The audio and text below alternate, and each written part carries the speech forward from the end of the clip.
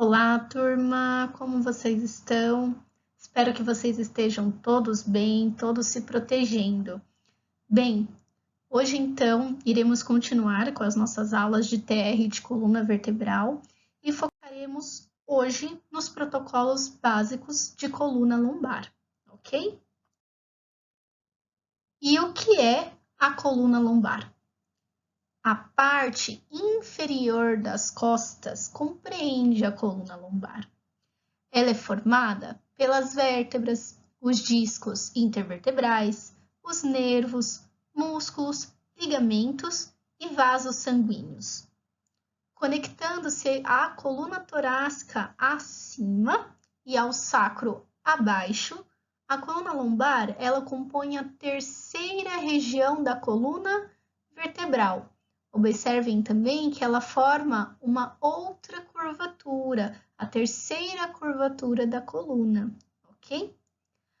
A medula espinhal, ela termina no topo da coluna lombar e as raízes nervosas restantes, chamadas de cauda equina, descem pelo restante do canal medular.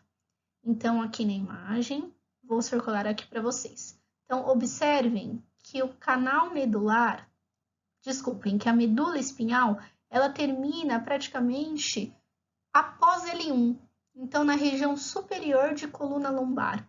Já essa outra região que eu circulei aqui para vocês é chamada de cauda equina, onde estão as outras raízes nervosas. E nela, então, constituem a partir de L2 até o sacro, ok? Observando a coluna lombar, percebemos que ela é muito resistente, muito resiliente. Porém, mesmo com essas características, ela está sujeita a um alto grau de estresse e cargas, o que pode causar vários problemas, resultando principalmente em dor. Mas sabemos que ela é composta por 5 vértebras distintas, que são as maiores da coluna vertebral. E isso suporta a coluna lombar e as estruturas adjacentes, tornando a sua função principal como sustentação de peso. No entanto, possui outras funções, beleza?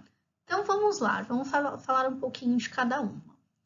A primeira delas, como nós vimos no slide anterior, é a de sustentação e a de estabilidade do tronco. As 5 vértebras lombares são as maiores em comparação com todas as outras, como podemos afirmar visualizando seus corpos vertebrais. Então, observem, turma, a diferença, lembra, de cada vértebra faz sentido devido às suas funções diferenciadas. Em conjunto com os músculos e ligamentos, essas vértebras ajudam a suportar o peso da parte superior do corpo, incluindo a cabeça e o pescoço. A coluna lombar também transfere cargas da parte superior do corpo para as pernas. Então, ela permite os movimentos do tronco em várias direções, incluindo movimentos de frente para trás, do lado para o outro e de torção. Então, galera, você só vai conseguir sambar devido aos movimentos da coluna lombar, tá? Ela controla os movimentos das pernas, sendo que os nervos espinhais lombares se ramificam para controlar esses movimentos e as sensações nas pernas, tá? Além disso, ela vai proteger a coluna espinhal na sua região superior e formam um calabouço ósseo que protege a cauda equina nas regiões inferiores. Então, coloquei 3 imagens aqui para vocês gravarem isso.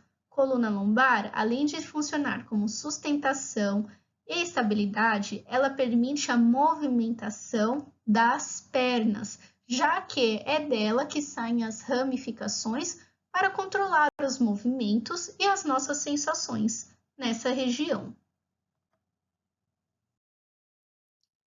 A coluna lombar, como vimos até agora, contém 5 vértebras, rotuladas então de L1 a L5, L de lombar, ok?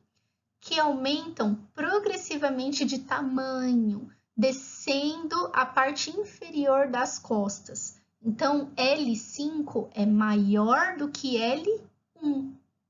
Algumas de suas características as diferem de outras vértebras, como por exemplo, os processos transversos, eles são longos, porém delgados, mais finos. Então, observem os processos transversos. Já os processos articulares, eles têm umas facetas mais verticais, tá? E os processos espinhosos, eles são curtos. Olhem só como eles são curtos comparados às das vértebras torácicas. Porém, outra característica bem marcante é o seu forame vertebral, que possui um formato triangular. Observem aqui, ok? Meu triângulo não ficou bonito, mas vocês entenderam a ideia. Bem, turma, então, falando brevemente sobre o que é a coluna lombar, as suas funções principais, vamos entrar no primeiro protocolo básico, que é o protocolo à incidência AP de coluna lombar. Observe, então, primeiramente esta imagem, pausem novamente o vídeo e façam as suas anotações. Qual o posicionamento do paciente? O que nós conseguimos visualizar nesta imagem? Quais são as estruturas anatômicas estudadas? Então, vamos continuar? O que vocês conseguem observar? O paciente agora ele está em decúbito dorsal. Em decúbito dorsal, pois é mais confortável para o paciente e, portanto, a gente não coloca também o peso sobre as vértebras. Essa incidência ela pode ser feita na posição ortostática, caso o médico solicite. E o objetivo disso é para que ele visualize o peso agindo sobre as vértebras lombares. Agora, se não for esse o objetivo, normalmente nós realizamos em decúbito dorsal, para que então fique o eixo longo da coluna fique em uma posição mais neutra, ok? Então, observem novamente. O paciente está com a mão sobre o tórax, para que ele retire o braço, as mãos de sobreposição. Porém, o que é importante nesse posicionamento é visualizar a flexão das pernas. Por que nós realizamos, então, essa flexão? Novamente, para manter o paciente mais confortável e para que a gente retire aquela curvatura acentuada da coluna lombar.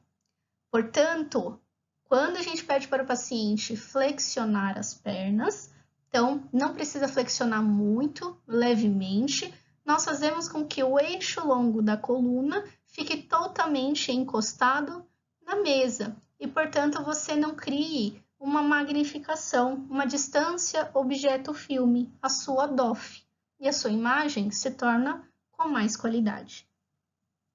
Observem agora a nossa radiografia de coluna lombar. Quando nós observamos, prestem bem atenção na colimação.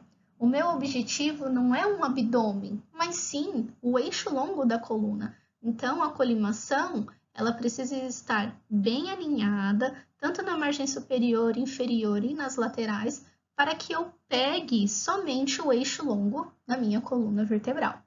Obviamente, pegando as estruturas desde L1 até L5 e 1/3 das estruturas adjacentes.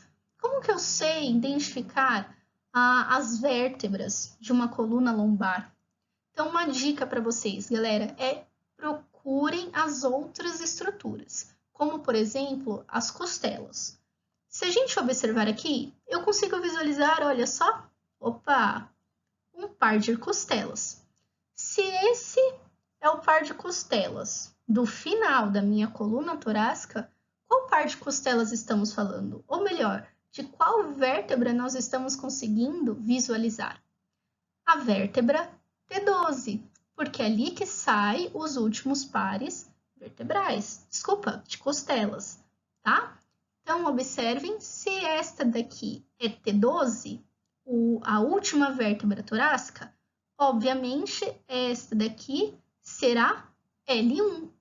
Então, conseguimos contar L1, L2, L3, L4 e L5, ok? Porém, observando aqui mais para baixo, nós temos uma outra estrutura.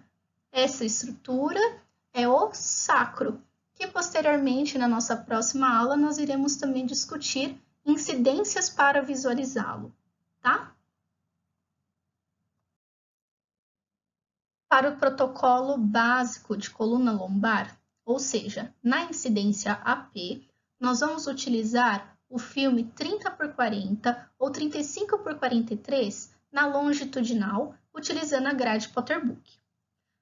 Sobre a proteção, galera, é interessante que você coloque um protetor de tireoide, ok? Pois ele está distante da coluna lombar. Às vezes, é possível colocar um protetor de gônadas, porém, tomem cuidado, você não pode colocar esse protetor de modo que ele sobreponha a sua L5, tá? Pois é o seu objetivo de estudo. Posicionamento do paciente. O paciente é em decúbito dorsal, com os joelhos flexionados e a cabeça no travesseiro. Colocar braços ao lado ou sobre o tórax e garantir que não exista rotação do tronco e da pelve. Pode ser feito em decúbito ventral ou em posição ortostática, como nós discutimos anteriormente. Em decúbito ventral, caso o paciente não consiga ficar na posição em decúbito dorsal. Posicionamento da parte. Você deve alinhar o plano médio sagital, PMS, a linha central da mesa, LCM. Já o seu raio central, ele é perpendicular, vertical, entrando 4 centímetros acima do ponto médio entre as cristas ilíacas, ou seja, na altura de L3 ou de L4. Agora vamos lá. Putz, mas o que é isso, esse ponto médio entre as cristas ilíacas? Lembra que uma vez eu comentei com vocês, tem gente que fala assim, é no umbigo. Aí eu falo de novo, o umbigo não é ponto de referência, não é referência anatômica. Então, não utilizem o umbigo como a sua linha de posicionamento. Porque lembra, tem gente que tem um umbiguinho mais para baixo, um umbiguinho mais para cima. Então, não utilizem o umbigo. Lá na última imagem eu vou mostrar para vocês, no meu último slide, na verdade, aonde está a bendita da crista ilíaca. E vocês vão conseguir, então, identificar facilmente em vocês. E a sua DFF, então, é de 100 centímetros.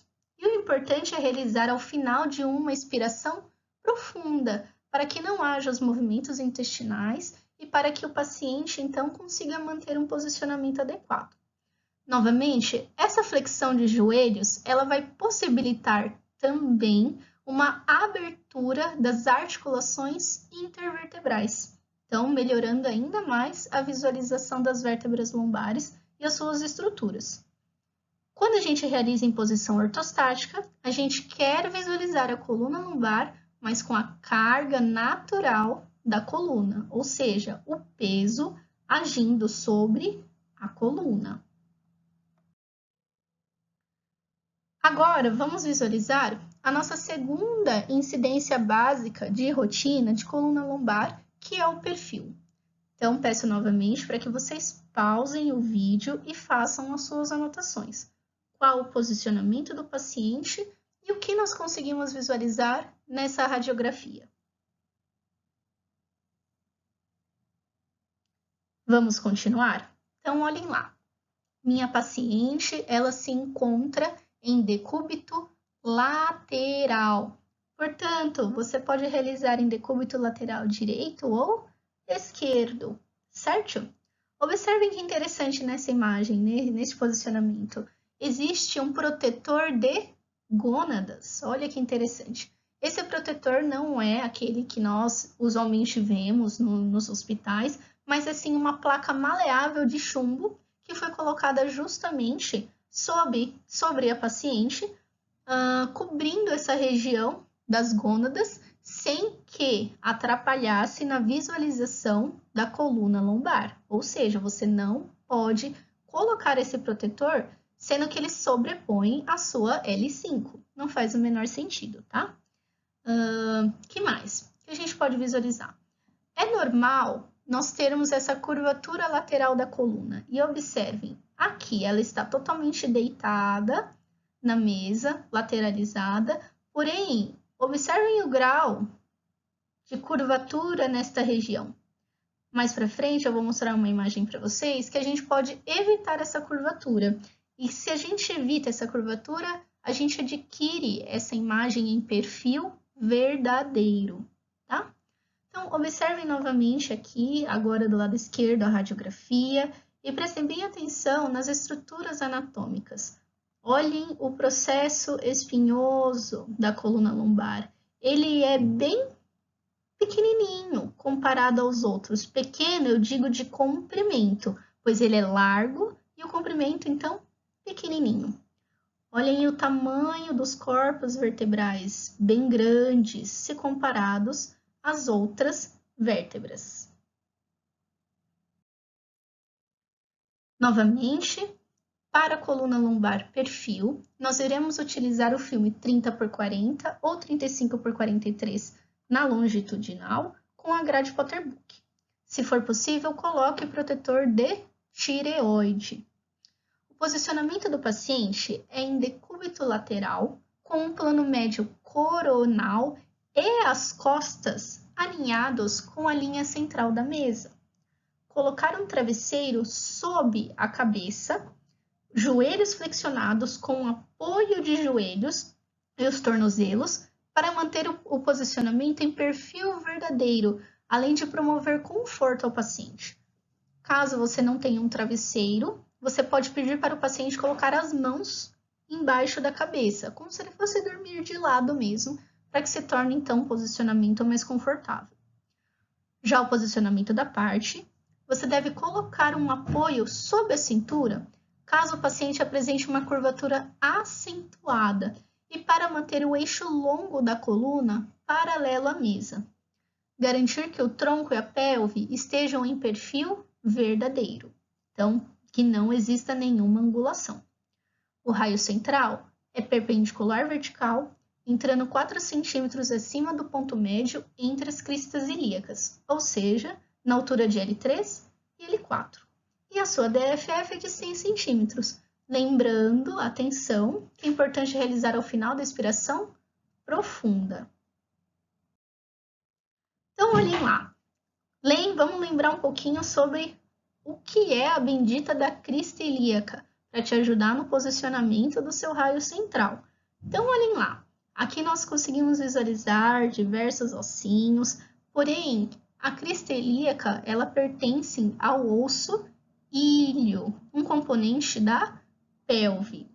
Então, crista ilíaca nada mais é que essa margem superior da asa do ilho, ou seja, do osso íleo. Então, qual é o ponto médio entre as cristas ilíacas? Mais ou menos, olha, nessa região que eu estou demarcando para vocês. Por isso que muitas pessoas falam, é no umbigo. Não, não é no umbigo. Se vocês seguirem o umbigo, seu posicionamento vai dar muito errado, tá? Então, observem agora mais algumas imagens. Eu trouxe para vocês um AP e perfil de coluna lombar e eu gostaria que vocês fizessem algumas observações. Então, esse posicionamento provavelmente é um posicionamento realizado no método convencional, pois a gente consegue visualizar que existem algumas granulações na imagem, de forma que esse filme foi processado manualmente. O que mais a gente consegue visualizar? Olhem no perfil. A técnica utilizada nessa radiografia não foi tão adequada assim, pois essa região ficou extremamente radiopaca, já que nessa região não há somente a região de L5, porém a sobreposição de várias estruturas, como o osso íleo lá na pelve, há também o sacro. Então, a técnica utilizada não foi tão interessante, já que a gente não consegue ter uma visualização adequada de L5. Porém, aqui no AP, a imagem do lado esquerdo, a gente já consegue ter uma visualização muito boa das estruturas. Então, visualizamos o quê? Final, costelinhas, último par de costelas. Então, visualizamos T12. L1, L2, L3, L4 e L5. Alguns pacientes possuem uma diferença de anatomia e alguns podem ter, inclusive, mais uma vértebra lombar, dependendo de sua estrutura. Então, alguns pacientes podem ter uma L6, mas isso já é um caso um pouco raro. Para finalizarmos a aula de hoje, então, observem novamente esse AP e perfil de coluna lombar e eu quero que vocês façam umas observações. Existem algumas coisinhas diferentes nessa imagem, então, anotem aí no caderno, deem uma pausa antes de eu já falar a resposta para vocês. Esse caso eu deixei até aqui para vocês, tá? Da onde eu retirei essa imagem. Esse paciente, lendo todo o histórico dele, ele realizou uma colecistectomia. Isso é a retirada cirúrgica da vesícula biliar. E nessa imagem, a gente consegue visualizar os clips cirúrgicos que ficam localizados no ducto biliar e não são retirados depois dessa cirurgia. Olha que interessante. Tá? Então, esses clipes cirúrgicos são artefatos de imagem, porém é do próprio paciente. Então, não era um botão, não era alguma agulha, tá? Mas a gente só saberia dizer o que era realmente lendo todo esse histórico do paciente. Outra coisa é que a gente pode visualizar esse identificador de imagem. Esse identificador de imagem está lá com a letrinha L, certo? L de left, de esquerda. Então, o que a gente está visualizando é que este lado é o lado esquerdo do paciente, ok? E este aqui é o lado direito. Então, foi trocado nessa radiografia, em vez de identificarem com o lado direito, identificaram o lado esquerdo. Isso vai depender de acordo do seu hospital, da clínica que você vai trabalhar. Mas, normalmente, aqui no Brasil, nós sabemos que nós devemos identificar sempre o lado direito do paciente. Muito obrigada novamente a presença de vocês. Espero que vocês tenham gostado da aula. Foi uma aula breve, mas com bastante conteúdo. E não esqueçam de fazer atividade. Um grande beijo, que vocês tenham tido um ótimo Dia das Mães.